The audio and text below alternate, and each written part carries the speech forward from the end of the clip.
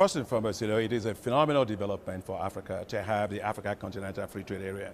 Now, this brings together economies essentially about almost $3.4 trillion. So that makes it the largest in the world in terms of number of participating countries, the largest free trade zone in the world. A lot of progress has been made, actually. You have 44 countries that have actually signed on to the treaty. So, in fact, trade in terms of liberalized trade frameworks can proceed within those countries. 90% of all of the items have actually, in terms of eliminating tariffs on all those things, have been actually done. There's been a lot of talk in the run-up to this particular summit about implementing the African Continental Free Trade Agreement. What are some of the stumbling blocks you're still seeing that need to open up and have this thing move forward? So guys, here you see that they've finally signed the agreement between 45 countries in the continent of Africa. The continent of Africa have 55 countries as you know. So out of they're all in the African Union, which is the AFCFTA, or the African Continental Free Trade Area. They signed the agreement finally, because it's been going on for around 3 years now.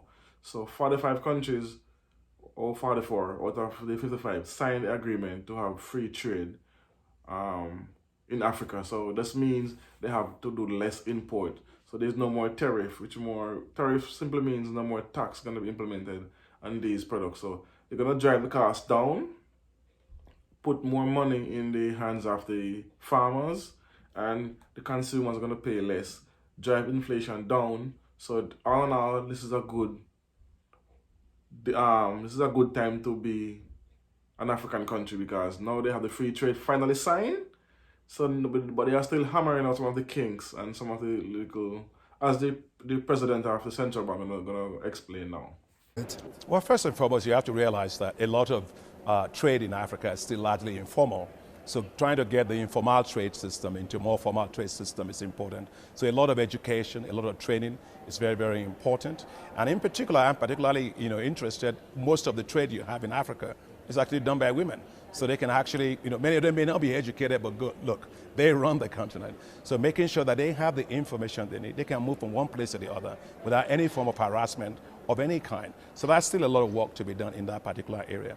The second area where I think a lot of work still needs to be done is getting the one border post to be there, so it's very easy for goods to move very quickly across the countries. And third is that you have small and medium-sized enterprises accounting for almost 80% of all of those that are actually in the business in Africa. So continue to make sure that the trade we're talking about facilitates the small and medium-sized enterprises to be able to engage significantly in that. I think it's very, very important. And finally, if there's anything that's more important, is we have to continue to make sure that people can actually not, move. If you can't move, you can't trade. There had been some concerns about a slowdown post-COVID of the African economy. Is this still the same case, or are you projecting growth, and do you see that your targets will be met on infrastructure development and other areas where you're heavily involved, like food security and so on? As he's saying, even though the deal has signed recently in the African summit over the weekend, as I said earlier, it still have a lot of kinks. It's not gonna happen overnight, where everything gonna run smooth. It's gonna take some work, gonna take some setbacks. Some people gonna feel some pain here and there, but overall, on a grand scale of things, it's looking better, because now, as I said, women is the driving force of the African economy, because women do most of the selling and the stores and the shops. So if this trade gonna only help big companies, it would make sense. You have to help the small micro businesses on the continent, which means farmers, people who sell their food, farmers who bring their stuff to the farm and then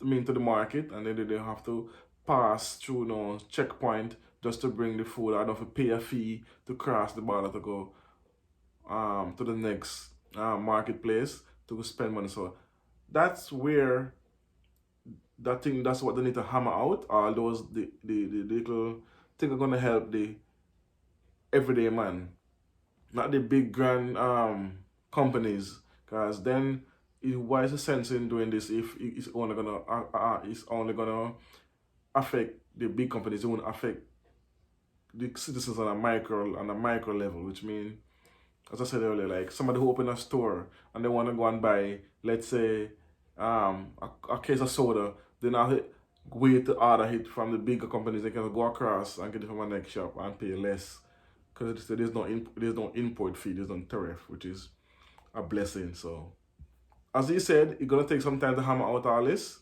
So, it's still a great accomplishment finally. Cause this it's been happening for a while, but it's finally here. I don't know why you have 10 countries or 11 countries that already that's omit from it. We'll find out as over time. I will look into it and see why they didn't sign up to it and see. So let's continue. Well, actually, Africa has done very, very well against all of these geopolitical risks globally, and also the turbulence in the financial markets, and despite also the rising interest rate that has actually led to a lot of outflows of capital out of Africa. Nonetheless, you have a continent that we just released our African macroeconomic outlook report for the continent, where we showed that Africa is growing this year, projected at 4%, and this year and next year, GDP growth rate. And the world's GDP growth rate will be 2.7% this year and 3.2% next year. So, if you're swimming, you keep your head above water, that's good enough. You can breathe and so on. But that said, I really believe that for Africa, we still have a lot of poor people. We must be growing at anything between 7% and 10% for maybe about 30 years. So it's a lot of work that needs to continue to be done. But just to add into that, the question of debt has been hanging over a lot of African countries, especially after COVID. Is that a real issue for you as well? Oh yes, it is a big issue for us. If you take a look at what has really happened in terms of debt, from the COVID situation, you find that the economy is locked down. African countries still needs about $428 billion just to recover from the COVID-19 situation. And then suddenly you had the Russia's war in Ukraine, which is actually now driven up prices for food, energy costs. You have inflation, that's imported inflation, driving up inflation in the continent. And you also have currency depreciation for many of these countries, which means that a lot of debt they have taken, which are actually dollar or Eurobond, on the Eurobonds that are denominated debt. The debt service cost now is very, very high for them. And as the Fed authorities in the US actually tighten interest rate and monetary policy and interest rate goes up, African countries also trying to fight inflation also have contractionary monetary policy. But guess what? That also drives up interest rate. Now, domestically, many of these countries also contract domestic debt. And so which means that externally, your interest rate payments are going up. Domestically, your interest rates are also going up. So I think there are three things that we must do. First is that Africa cannot run up a hill carrying a backpack of sand, of debt on its back. We have to resolve that debt issue for Africa. So there are lots of things we're working on globally, which is the debt service suspension initiative. I think that needs to be renewed for many of these countries. And secondly is the G20 common framework, where the private sector and the public sector debt are being treated in the same terms. We have that being done for Chad. We all have it been done for Zambia and also for Ethiopia. We need to make greater progress on that with the creditor committees. And last one is the special drawing rights. The special drawing rights can go a long, long way.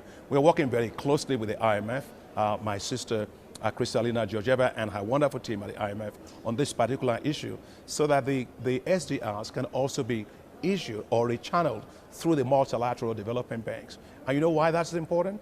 As multilateral development bank, we can leverage the SDRs at the African Development Bank, for example, 3 to 4 times. Dr. Akinwumi Adesina, President AFDB Bank, thank you very much for your time once again. We do appreciate it. Thank you. That's a lot to unpack there. So let's start with the COVID situation, which affect global economies.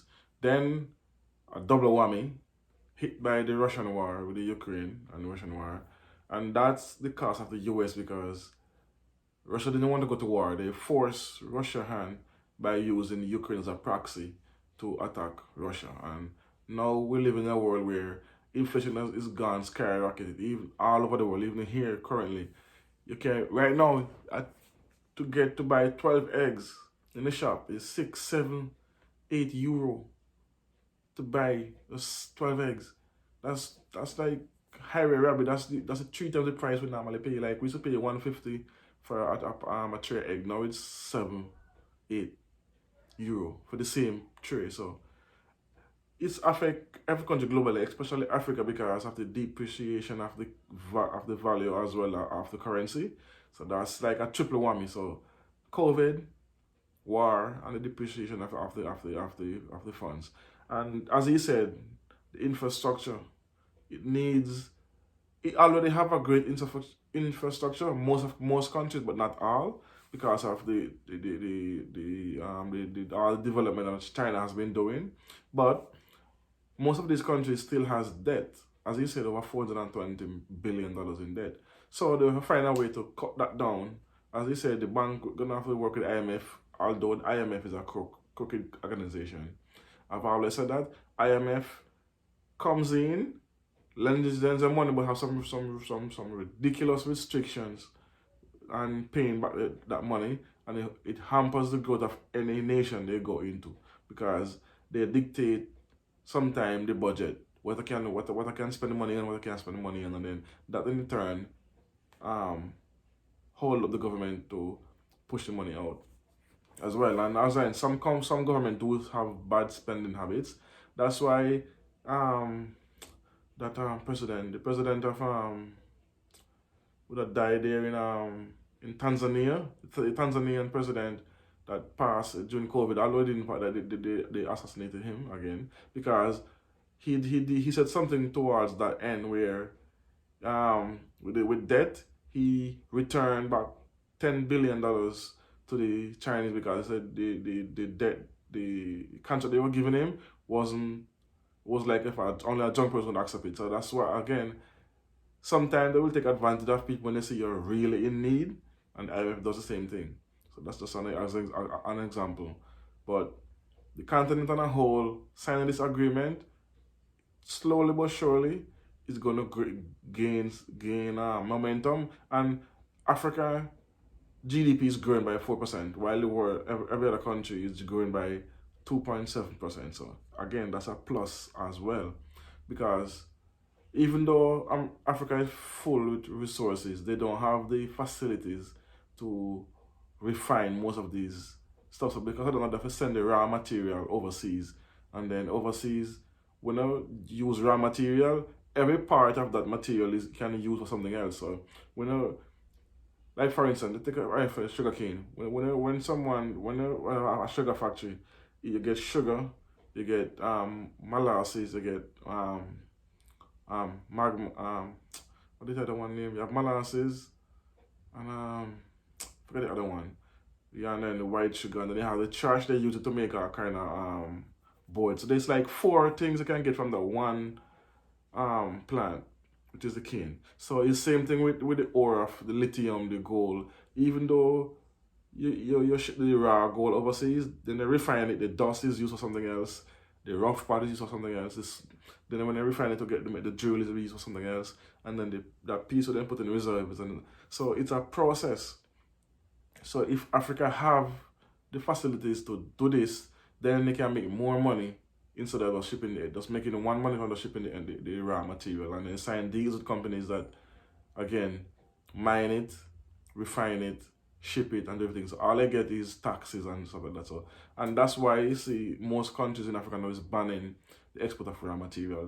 Now they are saying if you want to mine in our mines, whatever it is, which is gold, lithium, iron, copper, aluminum, whatever it is, bauxite, you have to build a factory in the country of origin before you can get a contract with us, and that's gonna work, and it's working because a few of them already do it. So it's a good day for Africa, whichever way you take it, because finally the African summit come together, and 45 countries or 44 countries have signed the trade deal, which is gonna impact the country greatly. Let's give them a year to see. I'm going to iron out all the kinks and make sure everything is running how it should, and we make it trickle down directly to the normal citizen, the normal farmer that's on the ground farming and selling their product to make our living and drive inflation down. So again, make a better living for citizens as well. So thanks for watching. I learn, you learn, we learn together. So Thanks for watching. You don't know. Like, share, and subscribe. Tell a friend, tell a friend. Come check out my channel. You don't know. We are growing this community. Help me to get to 1,000 subscribers by the end of this month. But this is right here. Let's say by March 15. That's my goal. 1,000 subscribers. I don't know. Thanks, peace, one love, boom.